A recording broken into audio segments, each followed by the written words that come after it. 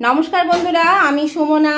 আজকে চলে এসেছি একটা টিফিনের হেলদি একটা খাবার নিয়ে। আপনারা দেখে নিশ্চয়ই বুঝতে পারছেন, এটা হচ্ছে রুটি। শুধু রুটি নয়, এটা হচ্ছে ছাতুর পুর ভরা রুটি।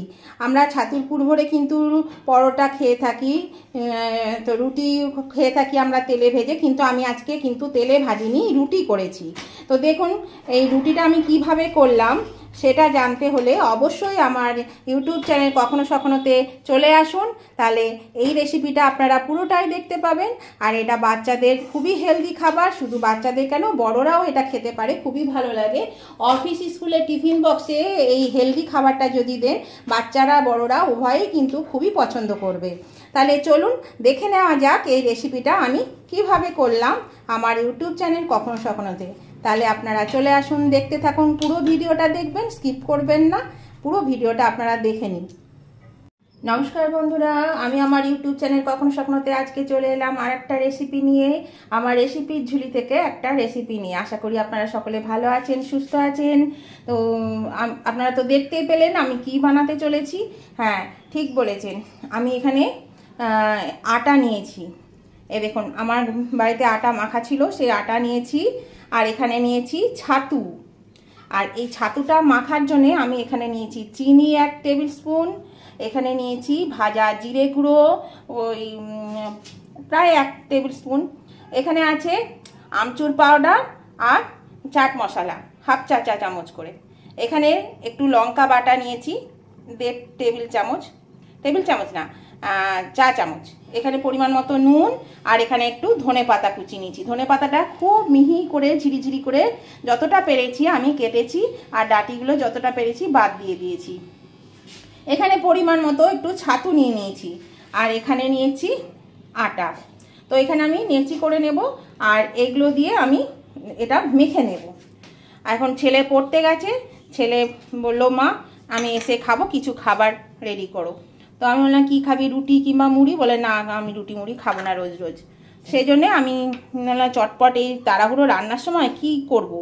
সেই জন্যে আমি বললাম যে ঘরে তো ছাতু থাকেই, সবার ঘরেই ছাতু থাকে। তো সেই ছাতু আর এই যে আটাও মাখা ছিল, আমাদের রোজ রুটি হয়, সেই জন্য আটাটাও মাখা থাকে। তো এই আটা আছে, আমরা তাহলে এক কাজ করি, রুটি করে দিই, রুটিই খাওয়াবো কিন্তু ইয়ে দিয়ে, ছাতুর পুর ভরে। তো সেই জন্য আমি এখানে এগুলো নিয়ে নিলাম। সবার বাড়িতেই দেখবেন, সবাই বেশিরভাগই বাড়িতে কিন্তু রুটি খায়, তো আটাও মাখা থাকে, একটু একটু থেকেই যায়। তো এইরকম একটা হেলদি খাবার যদি বাচ্চাদের টিফিনে করে দিতে পারেন, বা বড়রাও যদি খান, স্কুল অফিসে নিয়ে যেতে পারে, খেতেও খুব সুস্বাদু হয়, আর খুব ঝটপট রান্নাটা হয়েও যায়। এটা টিফিনটা বানানো খুব সহজে হয়ে যায়, খুব তাড়াতাড়ি হয়ে যায়, বেশি সময়ও লাগে না। তো এই দেখুন, এটা আমার মাখানো হয়ে গেল আপনাদের সঙ্গে কথা বলতে বলতে। এবার আমি এটা জল দিয়ে মেখে নেব, অল্প অল্প করে জল দেব, জল দিয়ে দিয়ে মেখে নেব। আর এই রুটিটা খেতে কিন্তু খুব ভালো লাগে। আমি কিন্তু রুটি করব, পরোটা বা অন্য কিছু করব না, এটা কিন্তু রুটি হবে। ছাতুতে বেশ পরিমাণে জল লাগে, তো ছাতুটা বেশ একটু শক্ত করেই মাখতে হবে, বেশি পাতলা যেন না হয়ে যায়, পাতলা হলে কিন্তু এটা হবে না, শক্ত করে মাখতে হবে। তো চলুন আমি এটা মেখে নিই। আর এদিকে দেখুন এই যে নেচি করে নিই। তো আটাটা কিন্তু একটু মানে নেচিটা একটু বড় বড় করতে হবে, কেননা পুর ভরবো, তো সেই জন্য একটু বড় বড় করে নেচিটা করব, যাতে পুরটা বেশ ভরা যায়। এই দেখুন, রুটির থেকে একটু বড় বড় করে নেচিটা করব, একটু বড় করেছি। এভাবে আমি একটু নেচিটা করে নিই আর এটাও মেখে নিই, তারপর আবার আমি আপনাদের কাছে চলে আসছি। এই যে এই দেখুন বন্ধুরা, ছাতুটাও মাখা হয়ে গেছে। ছাতুটাও কিন্তু এরকম শক্ত শক্ত করে মাখতে হবে। এই যে ছাতুটাও মাখা হয়ে গেছে দেখুন।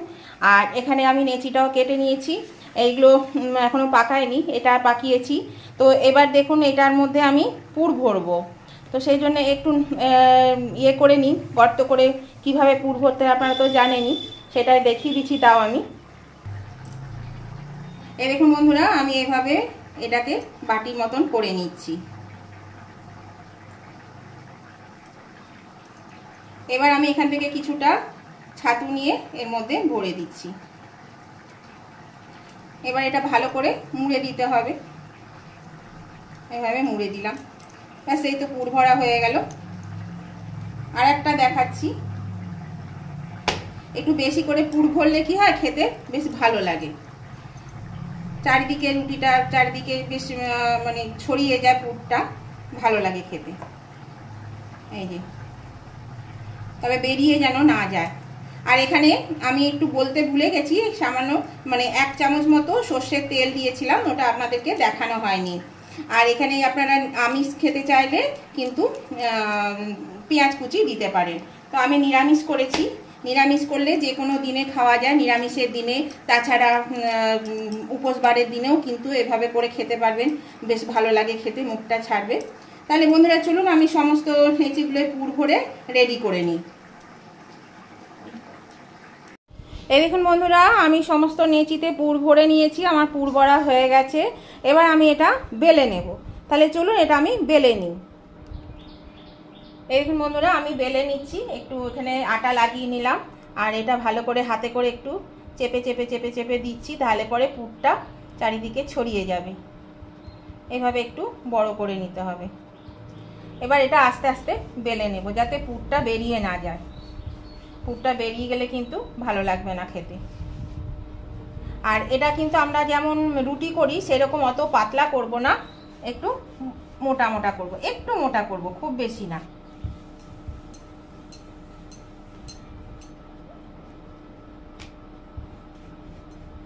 দেখুন পুরটা বেশ বোঝা যাচ্ছে।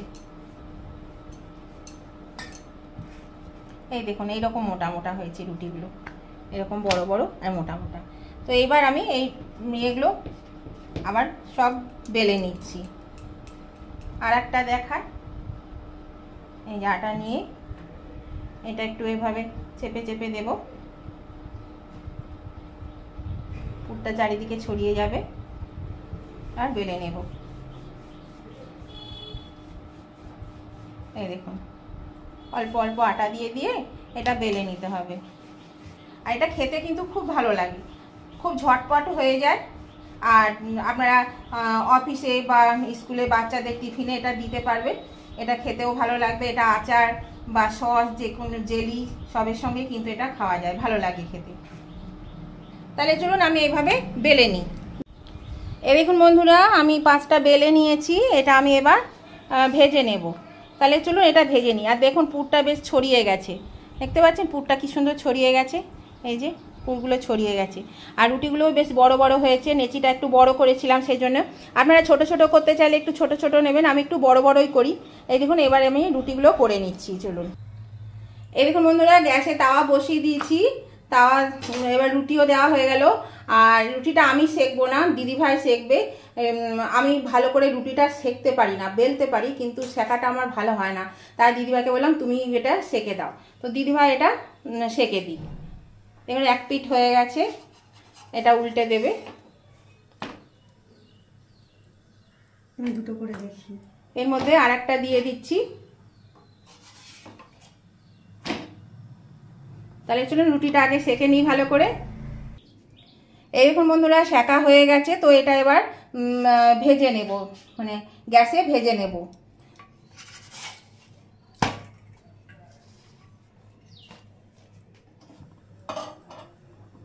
দেখা যাক কেমন ফোলে। দিদিভাই করে খুব ভালো ফোলে, গোল গোল হয়ে ফোলে। তো সব সময় যখন হয় না, তখন আবার মানে এক এক সময় এমন হয় একটাও ফুলতে চায় না।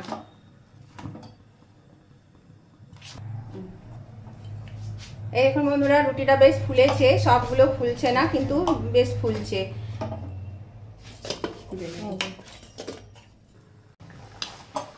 এই দেখুন বন্ধুরা, রুটিটা আমি সেকে নিচ্ছি, মানে দিদিভাই সেকে নিচ্ছে, আমি ভিডিও করছি। দেখুন রুটিটা বেশ ফুলেছে। এবার দেখুন কি সুন্দর বলের মতো গোল হয়ে ফুলেছে। ফোলাটা দেখো, এই যে ফুলেছে। এটাকেও সেকে নিচ্ছি, এরকম ফুলছে রুটিগুলো, বেশ সুন্দর।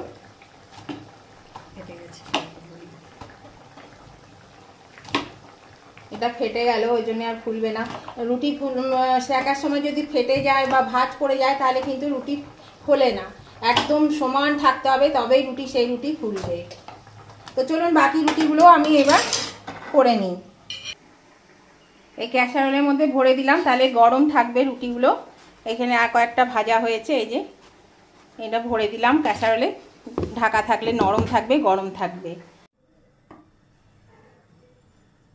কত সুন্দর ফুলেছে দেখুন, বলের মতো।